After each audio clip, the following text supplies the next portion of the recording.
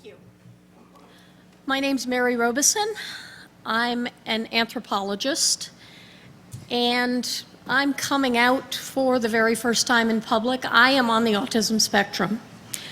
My friends and family have been telling me this for years, but I fought it tooth and nail. But I really have to admit it.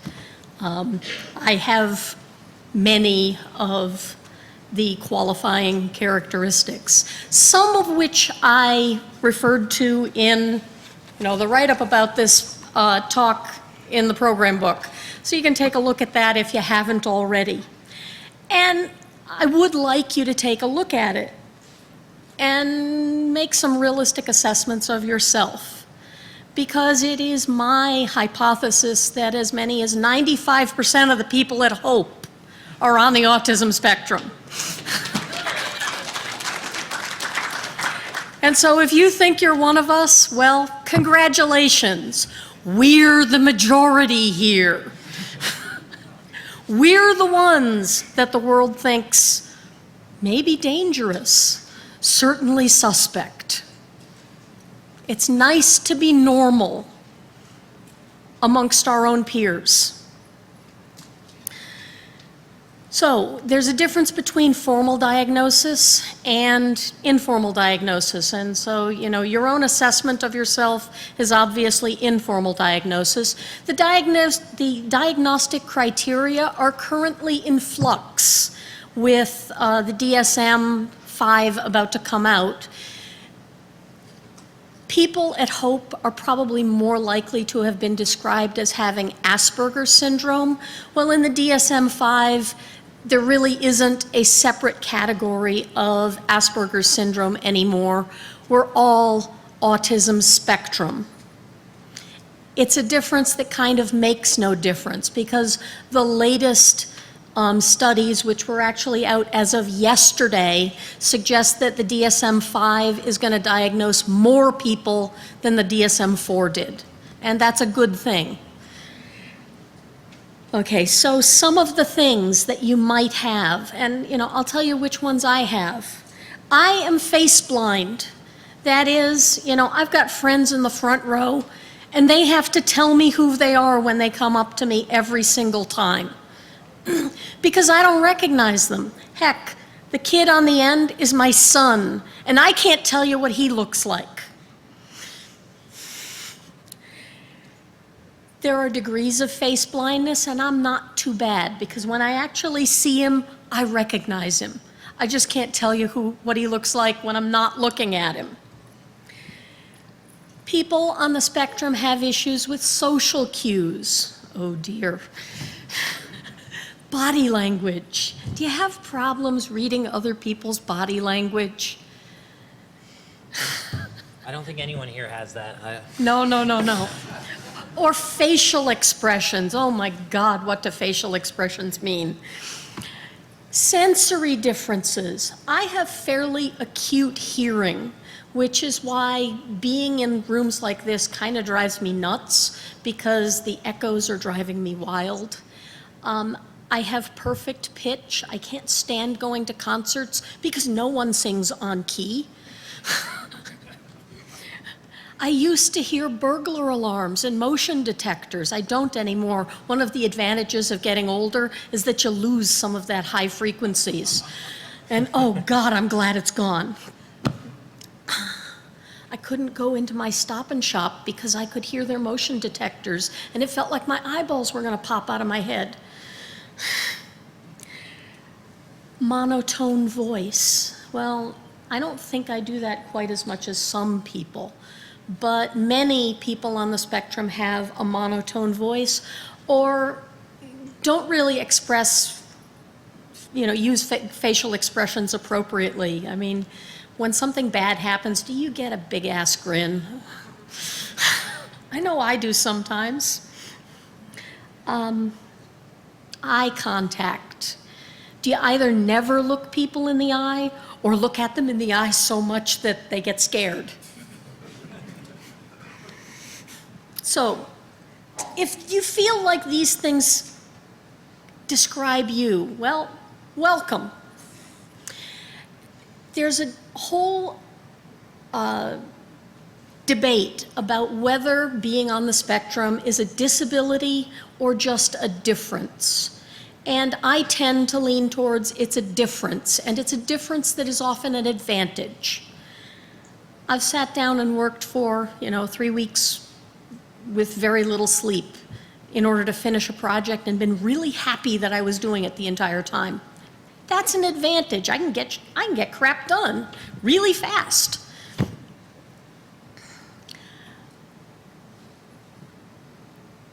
People on the spectrum appear to have a very significant difference in the wiring of their brains. I'm going to let other people talk about that because I feel like I've been getting close to talking enough at this point. But I just want to throw some things out there. Some of the other things that go along with being on the spectrum, though, are things like depression. Because if you've been a weirdo your entire life, damn it, you should be depressed at times. So I'm kind of setting up for you what it means to be on the spectrum. My personal experience has been varied. I'm going to let my son talk about why the ATF came and raided my house because of his autistic interests. But Alex is going to talk first. Okay. Hi, I'm Alex. I'd like to get a raise of hands from anyone in this room of people who are sort of have a specific obsessive interest about maybe something technical, maybe have issues, communicating with people might seem. Okay, that seems like a really low number. Come on, guys. Let's. All right, there we go. Some people are like just hesitantly raising the hand. Hopefully, soon people will feel more comfortable doing that because what Mary said is right. It's not a bad thing. I don't think there should be a value judgment when you hear about it because it does just describe a very specific subset of people, and I am one of those people. And I actually learned about this when I was 9, and I was one of those kids who would obsessively look through every single file that my parents had, in their drawers and just read stuff and get too much information. And I was reading one day and it said, oh, he has Asperger syndrome. And I went up to my mom, I was like, what's Asperger syndrome? She's like, she's like, well, you have it. And I'm like, well, what the hell? Why wouldn't you tell me? This is ridiculous. And then I was like, and I don't have it. That's stupid. I don't have anything wrong with me.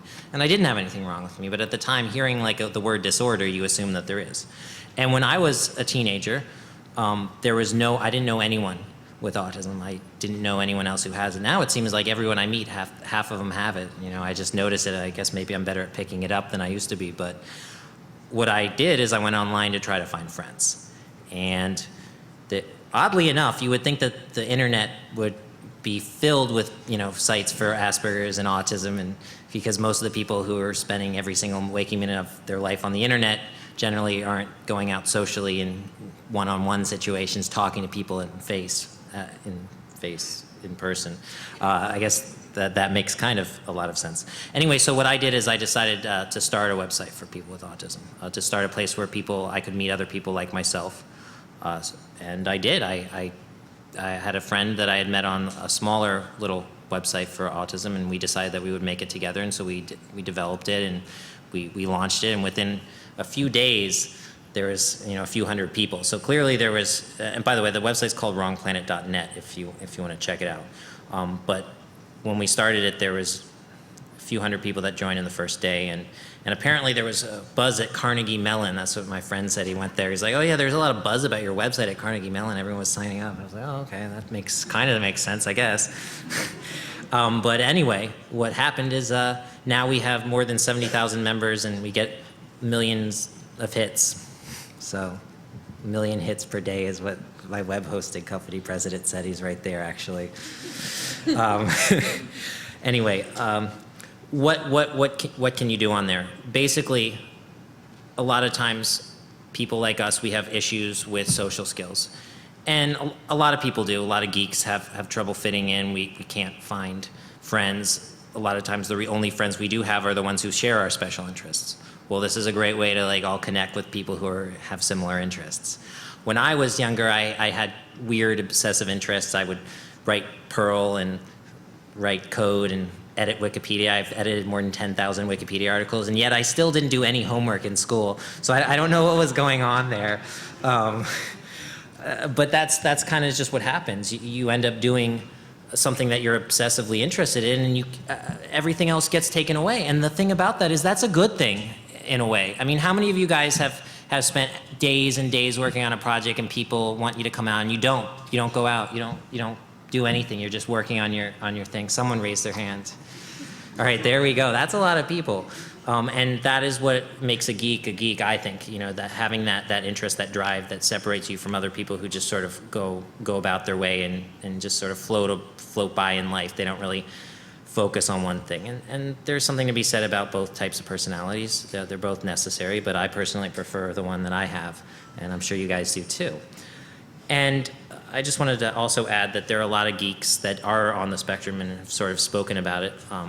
My friend Bram Cohen, he created BitTorrent. He is actually, what's funny is that I interviewed him the first time I interviewed him on IRC or something, and it got posted to Slashdot, or my interview with him, and thousands of people signed up for the site after that, and that just goes to show that there's a big overlap in the community of geeks and people on the spectrum.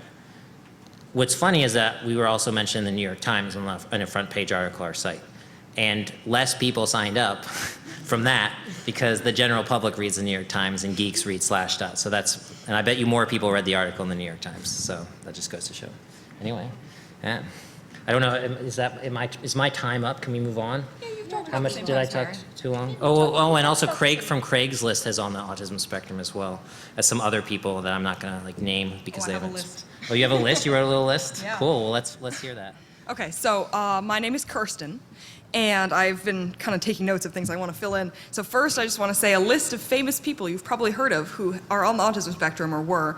Nikola Tesla, who is obsessed with pigeons. Einstein, Craig from Craigslist, as Alex said. Mark Zuckerberg, though we may or may not like him. And Bill Gates, who is seen on YouTube videos rocking back and forth at cafes.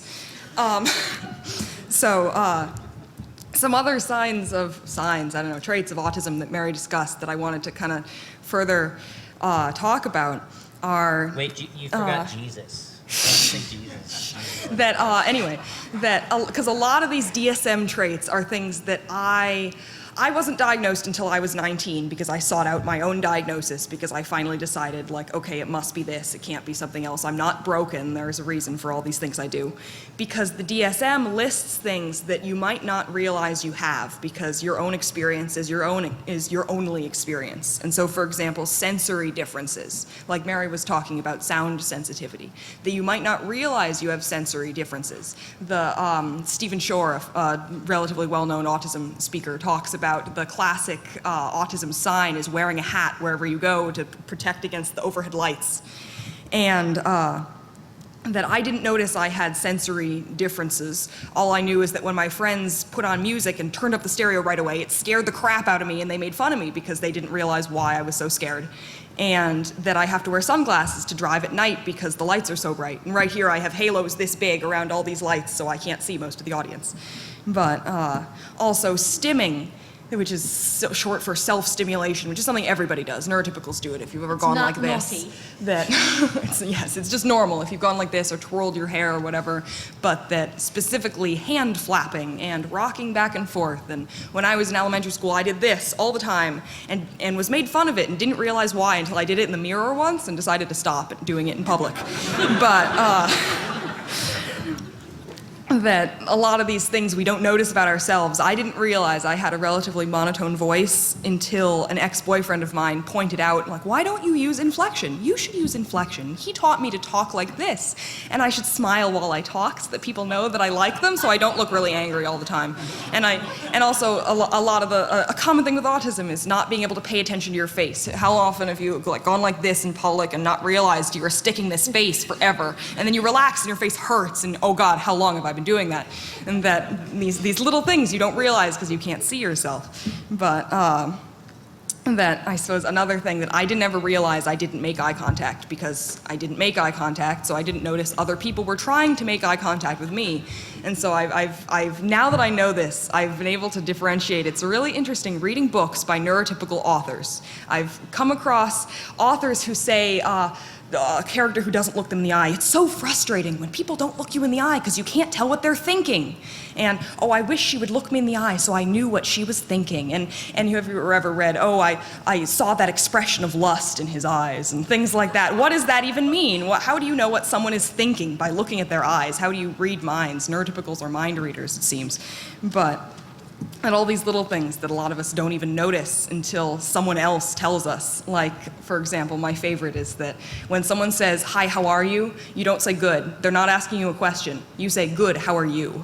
If you don't ask them how they are back, it's rude, apparently. And also, if you're not sure about the DSM criteria, I recommend Wrong Planet, not only for the social skills aspect, but because a lot of the forums are filled with people saying, I do this. Is this autistic? Is this normal? And people talk about all the different traits that they share. And because you might be totally sound sensitive, or you might not even notice sounds. People have to call your name 3 times. And people tend to be on different sides of extremes. You might love spinning around until you're sick, or you might get sick immediately as soon as you sit on a swing. That everybody's different, even autistics. We're not all a monolithic group. And I don't know how long I've been talking. Do you want to go? So, I'm Jack, and as my mother said, okay. So, I had a obsessive interest that got me in trouble, and this is something that probably my interest doesn't quite apply to you guys quite so much, but there are plenty of examples of people who are interested in networking or programming or whatever, and they wind up getting in legal trouble, not really intentionally. And in my case, I was really interested in chemistry, and I would spend every hour of every day when I wasn't in school, and sometimes when I was in school, reading on forums, teaching myself about the chemistry of specifically explosives. And I taught myself all this, just off these forums, and it sort of bit me in the ass. But I didn't really think that it was confusing why I was doing it. That I was doing all this because I was interested in it. It was cool. That there was never any the social implications of what I was doing didn't really occur to me.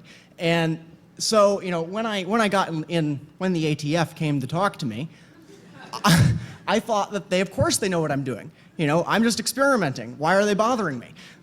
And they thought that I was like in an Obama school or something. So I had to diffuse them, but that sort of yeah. But that not getting the social implications of your actions is something that happens a lot with people on the spectrum.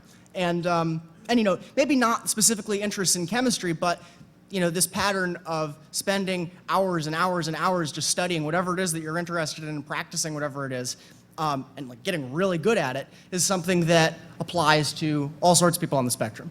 And not all the people who have these obsessive interests are like nerds per se. That some interests are technical, like I had chemistry, and a lot of people here are electronics or software or something like that. But there's other people that are like really into history, and can tell you like everything about World War II tanks or something like that, or trains, or My Little Pony or something. that not all the interests are unfortunately as commercially applicable as the classical nerds, but. Yeah, it's just a common theme. So, I don't know. Well, I want to point out that chemical reactions, can be beautiful, and I think that was what you were headed for. I actually then wanted to pick up on something that Kirsten said about not looking people in the eye, because I don't do it either. And it is my hypothesis that you shouldn't look people in the eye because they can steal your soul. I used to never look anyone in the eye, and what happened is I guess I just realized that in some situations it's good to look people in the eye. For instance, I wanted to get a job, in IT. So I looked the recruiter, and the recruiter isn't technical at all. She, some person that doesn't really know much about computers or whatever. So you really need to actually win her over with your personality as well if you want the job. So I had to learn these things, and a lot of people can learn these things. You think that, oh, well, I'm just this way. You change. So saying that, oh, well, I used to be this way is also an indication that you're on the spectrum. Even if you think now you wouldn't be considered, you really still are because you're compensating. So yeah, I'd like to add to that a lot of women especially get late in life diagnoses or never get diagnosed because Tony Atwood has a lot of literature about this, Mother Hen Friends, the way girls are socialized early in life. Women learn to compensate in a way that men are not forced to. And so by the time women learn what autism is, they don't always fit the criteria because I can read body language, I can read facial expressions, I can make my voice sound like a normal person's voice if I want to. But this is all stuff I've learned. That the difference with autism is this stuff doesn't come naturally. And so I spent a long time memorizing body language dictionaries. When someone is interested in someone in the group, they point their feet towards them. If someone is not interested in what they're saying or in what you're saying, they reply with one-word answers and look away, and that's your cue to stop monologuing about My Little Pony. And so a lot of these things that autistic people don't necessarily have these social skills innately, but it doesn't mean that we're like disabled for life or crippled or anything, that we can learn them if we put our minds to it. And if you, are like me and take body language to a special interest, you can get good at it. Actually, that just goes to show, from what I've seen, a lot of the reason that I think that you see a lot of people in this community being good at social engineering is because those are people who have studied this. They've looked at the actions that people do, and they have a cognitive understanding of how social stuff works. Whereas people who have it easy, it's just natural for them. They just feel things, and they see things, and certain things make them feel a certain way. So they might not be as good at social engineering. I'm not sure. That's just a hypothesis. It has no scientific basis. Oh, yeah, but I have found that what's really interesting is that autistic people who put their minds to learning social skills can often be better at, say, cold reading, social engineering, than neurotypicals, because if it comes naturally to you, you don't think twice about why something is what it is. And so, for example, if you ask a neurotypical person, was that girl into me? Like, yeah, she really liked you. Like, why? How do you know? I don't know, she just did. Giving off the vibe, yeah, she was putting off that vibe. And that if you learn, oh, well, she was leaning forward, she put her body out on the table towards you, she was looking you in the eye, she was playing with her hair and preening, and like, et cetera, you can learn what flirting looks like, literally. And that it can help, and you can get better at this than your neurotypical friends. And in fact, I have done a series, UCLA has a center called the Help Group, or the Peers program, where they actually study social engineering or not social engineering, social skills and body language, and they teach kids with autism like how to learn it. And I did a little video of me flirting with a girl at the doctor's office and asking her out on a date. So there's a little tutorial on there as well. I want to point out to you that if you've met one person on the autism spectrum, you've met one person on the autism spectrum. Everybody manifests differently. That is true. And autism is not something you have, it's something you are. It's an adjective to describe a type of person. It's not something you get from eating at McDonald's or something. Or having smoking. A shot. Yeah. As much as some people would like to argue that. But the idea for this talk came from that I originally came here a couple of years ago, and it just occurred to me that actually science fiction conventions too in general, that it's like there's a specific kind of person. Anime conventions, yeah, sure. But just like, it's kind of hard to describe, but there's a specific kind of person. An example of this was when I first showed up last night here, and I can't remember the guy's name, but there was a guy who walked up to me and we were talking, and he was talking about the horrible noises on the subway and the lighting on the subway. And I don't think that he knew what he was describing inadvertently, but I thought it was like great, that like how it coincided with this talk. One of the ways of thinking of this is, okay, so I'm an academic, and I go to, academic conferences all the time. The difference between, say, someone who goes to the English Language Association meetings, those people are very, very different from people who, say, go to science fiction conventions. Although many people at science fiction conventions are, in fact, interested in literature and would fit in well at at the Association for American Languages meetings, for example. However, there's a bunch of people at science fiction conventions who would fit in better here. The difference between them and us is that the people who go to science fiction conventions like to read about making stuff. The people who come here like to make stuff. And that's how I see the differences. So, questions? So, Yeah. there is a microphone up here in the center. If you'd like to ask questions, you know, we're now here on the firing line for you. And we'll probably keep thinking of things to say. Yeah, if you too. don't have anything So- to ask, then we can come up with something that you might ask and then answer it as if you had asked it. That's a possibility that exists. Hello. The reason I'm here is I helped my brother get diagnosed with Asperger's a couple years ago. I have a lot of guilt actually with that because I treated him like crap because I just thought he was lazy his whole life. But after I read up on it and I discovered more about it, it was like, oh, that is my brother. One of the things that I have trouble relating with my brother, and so the reason I'm here is to learn more about it, but also to understand from your perspective. I try to help him and support him, but I'm not exactly sure how much is just being, an asshole versus how much is really helping him. So I was wondering, people who have tried to help you who are neurotypicals, what, like from your experiences, what would help us?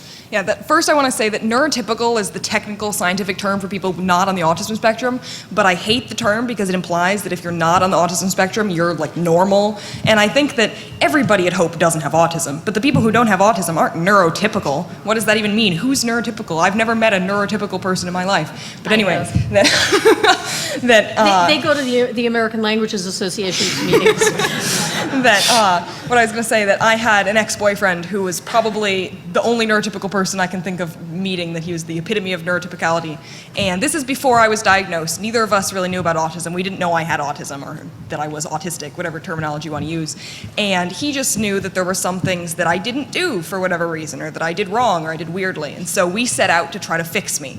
And that worked out badly. And I think the biggest difference between being an asshole and being helpful is you don't want to try to fix somebody. You're not going to fix them. That's just how they are. But you can teach somebody. So, for example, I learned a lot from him. I learned to say good, how are you, instead of good, and that sort of thing. I learned how to listen to my voice when I talk, so I can vary with intonation instead of just talking like this all the time whenever I talk to people and talking way too fast so nobody can know what I'm saying, and that sort of thing. That I learned self-awareness and to pay attention to myself. But trying to guilt someone into forcing something they can't do, that like he would try to have the emotional relationship conversations, of the here's how I feel, here's why I feel that way, your turn. And I tried to say that there was nothing in there. I don't know what I feel. I don't know how I feel. It's like a blue screen of death. And he thought I was overthinking it. He said, just open your mouth and talk, whatever comes out. And I said, that's not how I work. I don't think in words, I think in pictures. And so I can't do that. I can't explain my emotions without hours and hours of deliberation trying to sort through them. Though through this I learned how to kind of figure out my emotions. But if someone you know is on the autism spectrum and you're trying to help them, if there's something that they tell you they can't do, don't force it. Maybe try to give them advice to how to work around whatever's giving them problems, but if they can't do something, they probably can't. And you're just going to make them feel worse about themselves by telling them that, oh yes, you can do it, you're just not trying hard enough. So, sometimes though, there is a certain level of, oh, well, I'm not comfortable with this and I'm not going to try. And if you do come off maybe a little bit as an asshole, I've had people come off that way, but now later on looking back, it's like, oh, well, I actually kind of learned something from that situation. So in a way, I would say that you definitely do want to help because but you have to help in the right way. You have to be very logical about it, be very direct. You can't say, oh, well, it'll just, happen, blah, blah, blah. You'll just learn this, and you'll just pick it up. People give that kind of advice all the time because that's how it happened for them.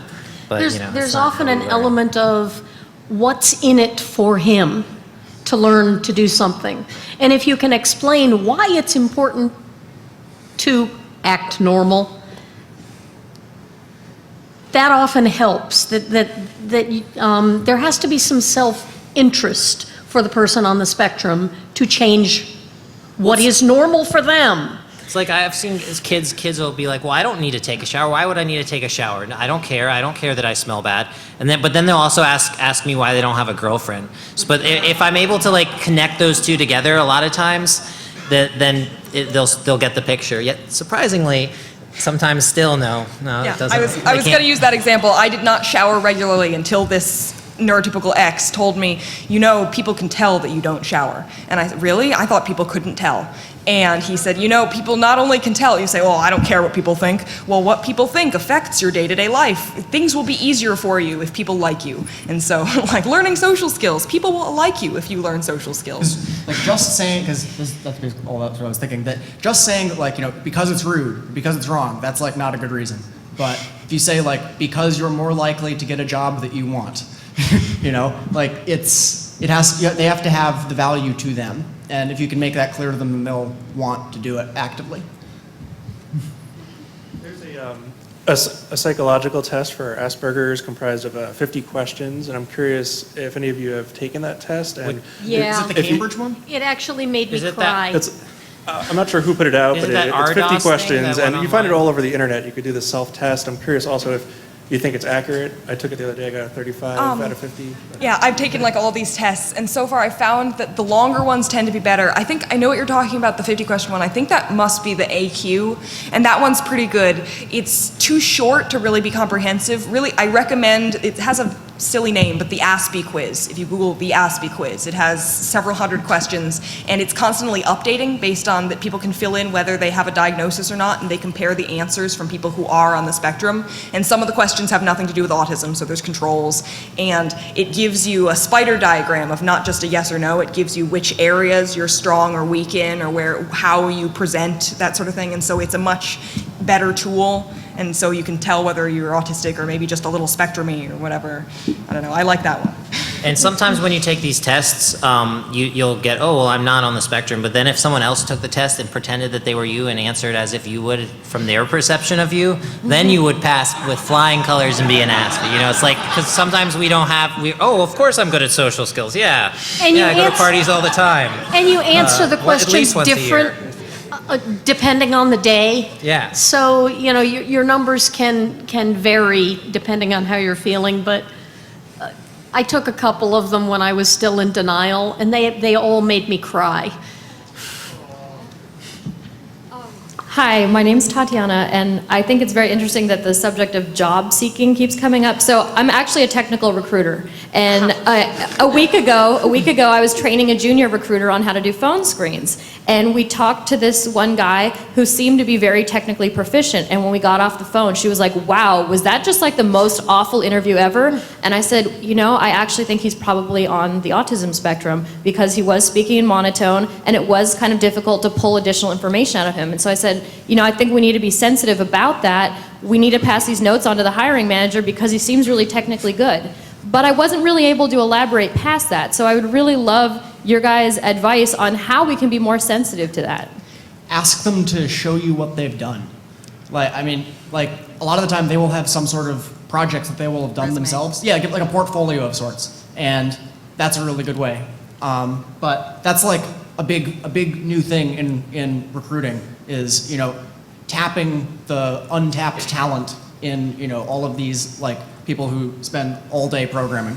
Yeah, so if you're Without looking a for Like all somebody day. like that, I mean, it's like feeding rabbits. You just need to occasionally toss them, you know, more club mate and chocolate, and they'll just sit there and program for 20 hours a day. puzzles.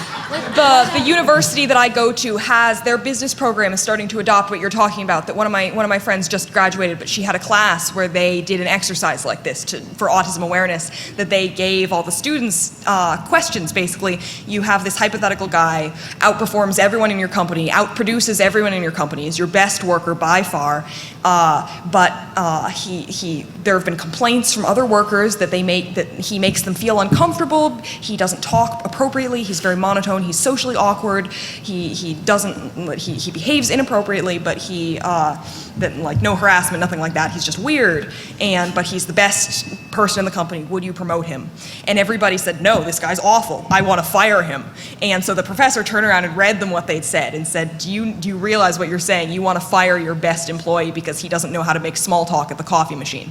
And so they were doing autism awareness of kind of, as you're saying, the higher ups especially getting programs for explaining what autism is, that it's not like the weird guy in the office who you're worrying about whether he's going to go postal someday, that it's just the awkward guy who's really good at his job. And that being able to look past the interview etiquette, whether they can shake hands and that sort of stuff, and looking at the resume, at what they can do. And so that's really educating the recruiters, educating the bosses, the people in the office, that sort of thing. And so it's really a systemic issue, and it's hard to address in just one way. But on the bright side, it seems that more companies are becoming aware. There are like entire companies So- that are devoted to staffing people with autism in different. Google's going for this now too. Yeah, All Google you even has an Aspies out there. initiative. Yeah, we've talked to them about that. They have an entire like autism special project that they're working. They're trying to on recruit that. people without degrees, without experience, but who do good work, and like. Because a lot of times people on the spectrum, you know, for instance, I was in school in college. I would work a ton on my special interest. Sometimes I was able to like meld that and somehow make it into something that gave me a grade, but when that didn't happen, I would just work on my special interest and not do the other work that I was supposed to do. Yeah. So Jack failed out of high school, but has the old FBI crime lab director's sworn testimony that he has a doctorate degree knowledge of explosive chemistry. Thanks, guys, I appreciate it. Alrighty, this is gonna be fun. I'm one of those people that, until like very recently, maybe like 6 to 8 months ago, I pretty much was kind of like in denial. Didn't want to be different. Like I wanted to be normal, Yeah, it's not but gonna I work. wasn't, and it was It's not gonna work. painfully obvious. Poor social skills, lack of tact. I recently actually got myself in trouble because of that. I have an entire group of people that do not like me. And I've gotten to the point where I'm like, fuck it.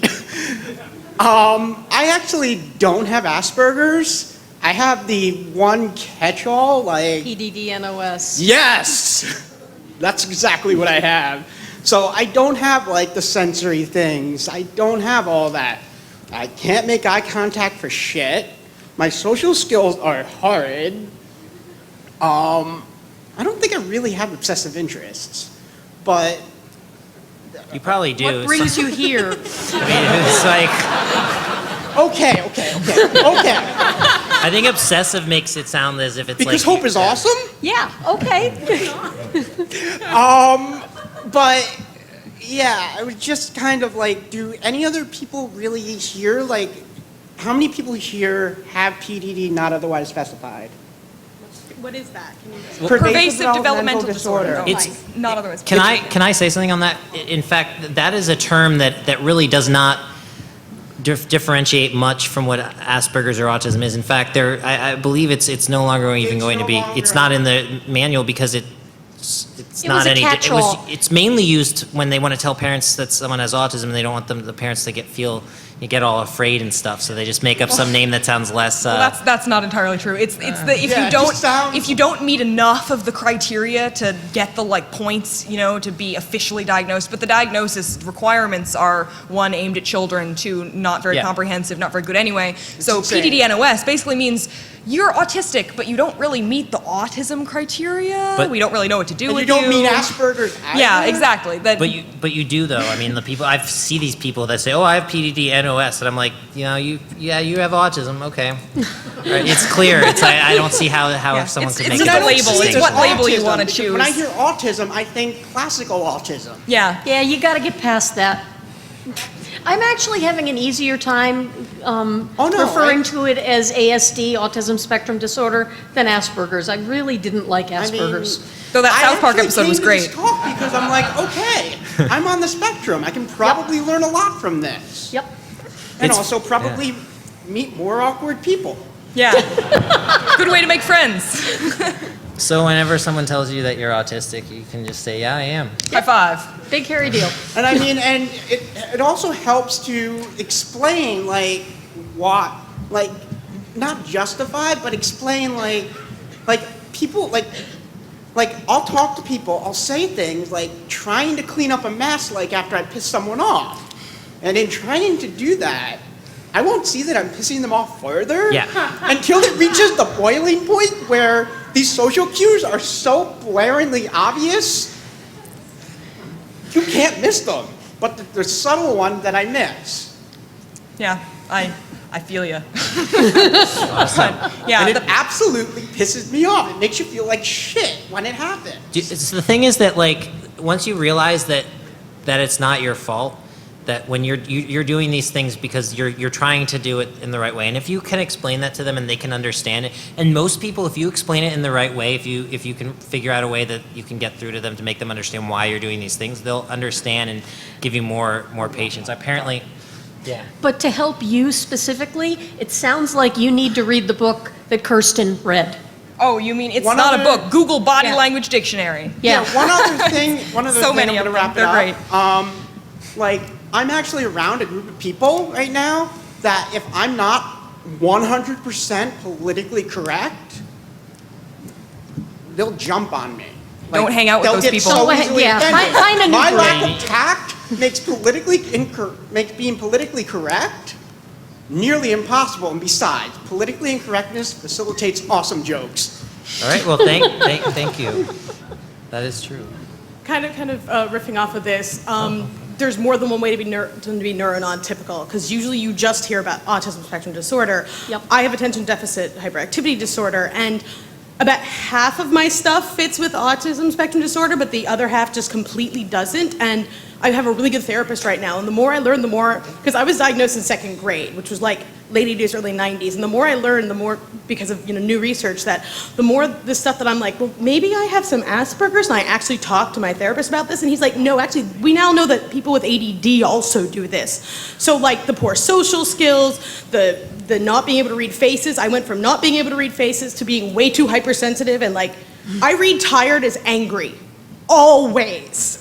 I read tired as angry, so I have to go, are you That's what angry I at me do. or just tired? So if you feel like, this is kind of fitting, but it's not really fitting, maybe you have one of the other ways of being neurotypical. Look into that. Yeah, So- yeah. Look into the neurodiversity movement. There's more than just Yeah. autism and neurotypical. And the There's whole- Venn diagrams. We all overlap. We're all different. And the whole, is it a disability or is it just being different? I think maybe it can be one for one person and one for another, and I think it's more of, do you feel this is holding you back in your life? Does it help you at this point to identify this as a disability? And if it does, then go ahead and do that, because I identify it both as just being different and as a disability, because sometimes it really does screw with my life, so. Yep, use what works for you. Hi, could you talk a little bit about the process of repatterning your vocal style, like what type of exercises you did or what you found useful? Recording yourself is helpful, like with a good camera or something. Not just because it takes out the bass, it makes you sound weird. But if you're monotone, and if you're talking too fast, I talk way too fast, so that was for me. Then listening to yourself, and then from that, trying to listen to your voice while you're talking, and being able to learn to kind of auto-correct while you're talking. And so a lot of times I relapse back into the too fast monotone kind of voice like this, but I can slow down and notice I'm doing it, and revert back to going up and down in the appropriate places, going up for questions and things like that. And that, I don't know, it takes a lot of practice and it takes a lot of self-awareness that if you forget, if you're tired or if you're stressed or just not paying attention, you can relapse. Whatever, relapse is not the right term.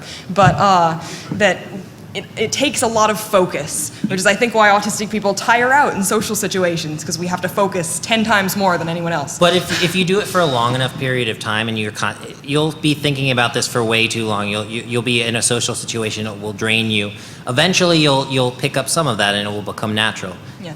In a very slow rate. It and you'll have to turns keep into doing that habit, for the 10,000 hour rule and all that.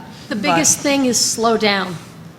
And looking up YouTube videos Yeah. of people who you admire their voices or vocal pattern And and trying to copy copy them. I got that advice. I got that advice from a transgender woman who said that's how she learned how to talk like a girl. That she copied. I can't remember her name. A woman from The Office who has a really girly voice. So I looked her up too and copied her voice. By the way, do you think like Brad Pitt naturally sounded sexy? Like he had to learn how to talk like that. It's not like it's natural for everyone. Andy Paris has a question. What's up, man? Hi, Andy. Full disclosure, I know these guys. But I have a question for you, which is, because it's a spectrum, as you've mentioned, and there are, you can be autistic in one way and maybe not in another, and there's, we also, as adults, you said, find ways of compensating, and since all the diagnostic material is geared toward children, can you talk about how it's benefited you, especially you, Mary, as an adult, to come to terms with it, and use the label as you have today, and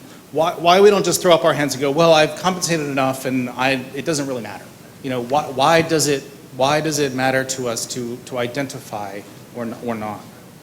I find that I don't piss people off quite so much when I tell them up front that I don't recognize people.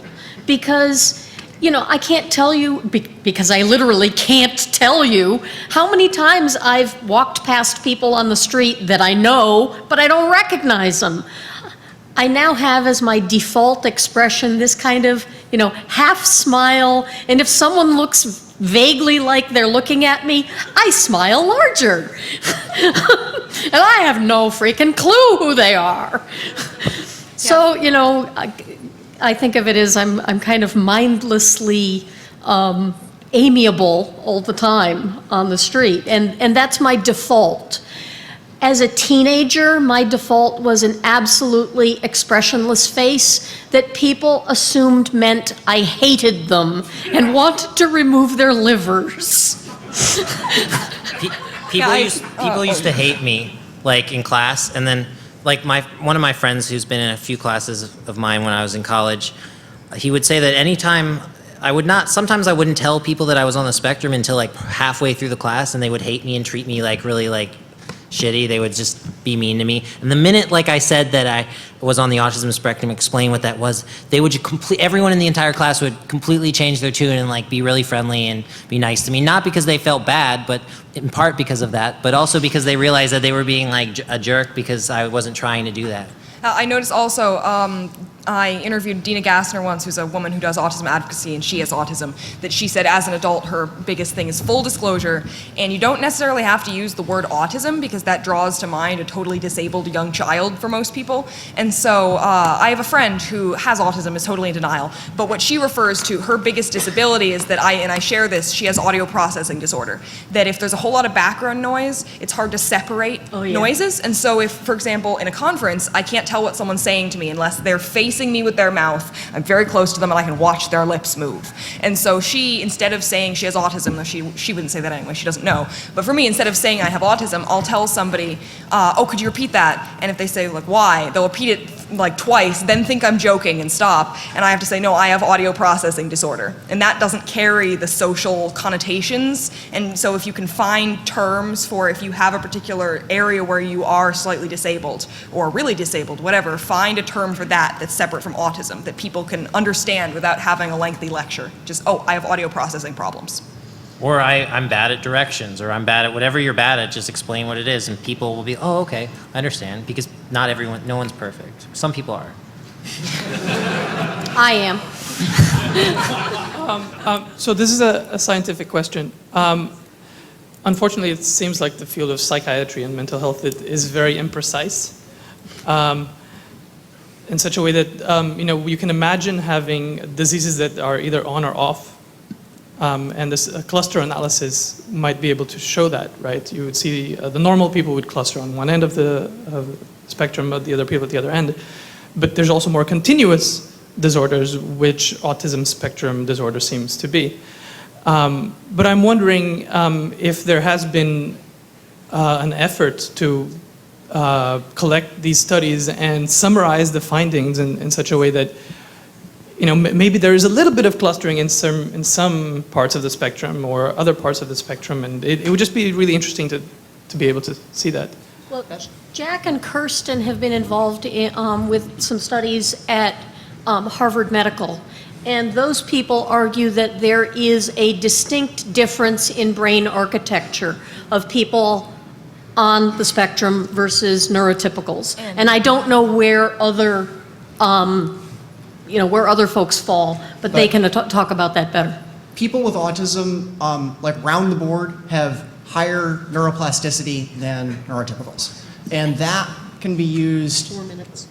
for, that in the future is probably going to be used in like diagnostics. Like that, and alternatively, like even just like using like fMRI, that there's a bunch Functional of magnetic resonance empirical- imaging. There's a bunch of empirical tests, not opinions, that are very close to being, completed and approved. Yeah, but what they found is that wherever you lie on the spectrum, it's not a linear spectrum, but like from the high-functioning Asperger's to low-functioning autism, they have this shared neuroplasticity rate, and that's something that is noticeably different no matter how affected you are, whatever, and how autistic you are. There are other theories too. I mean, Yeah. this is something. This is This is just a one study developing, we're participating in, and they're developing not field. 3 minutes left. We only have Yeah. 3 minutes left, so let's get to the next question. I found it to be very socially acceptable at parties to tell people I'm horrible with faces. I'm going to forget your name in 5 seconds. Please remind me 3 more times in the next 2 minutes what your name is. Yep. And then maybe I'll remember. Feel free to shame me after. I like your comment about the talking in a rapid monotone. I wish the supermarket automated checkouts would do that, because the slow-paced, inflected tone wastes my time. So I like your efficient speech.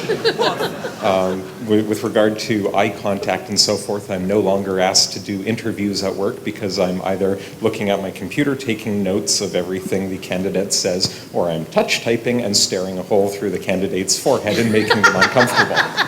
If you can borrow techniques from police interrogation methods, you can get just the right balance of paying enough attention to exert control over a situation, but not so much that your interlocutor checks out on you. That's mostly unsuccessful.